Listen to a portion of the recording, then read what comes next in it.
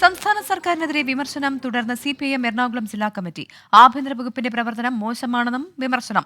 നേതാക്കളും ഭരണകർത്താക്കളും ബലം പിടുത്തം തുടർന്നാൽ ജനങ്ങൾ ഉപേക്ഷിക്കുമെന്നും മുന്നറിയിപ്പ്.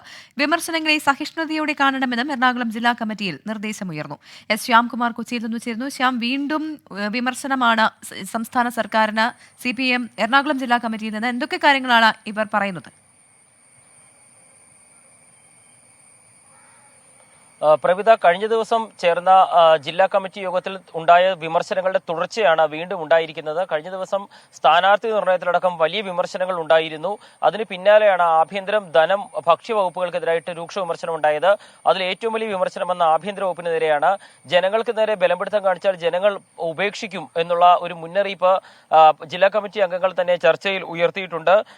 നേതാക്കളും ഭരണകർത്താക്കളും മസിൽ വിട്ട് പ്രവർത്തിക്കണം എന്നുള്ളതാണ് മറ്റൊരു വിമർശനമായി ഉയർന്നത്. ആഭ്യന്തര വകുപ്പിന്റെ പ്രവർത്തനം മോശമാണ് എന്നുള്ള തരത്തിലെ വിമർശനങ്ങളും ഉയർന്നിട്ടുണ്ട്. ഏതായാലും സംസ്ഥാന നേതൃത്വത്തിൽ നിന്നുള്ള നേതാക്കളുടെ സാന്നിധ്യത്തിലാണ് ജില്ലാ കമ്മിറ്റിയിൽ ഈ വിമർശനങ്ങൾ ഉണ്ടായത് എന്നുള്ളതാണ് ശ്രദ്ധേയം. എറണാകുളത്തെ കനത്ത തോൽവിയുടെ പശ്ചാത്തലത്തിൽ വലിയ വിമർശനം ഉയർന്നിരുന്നു.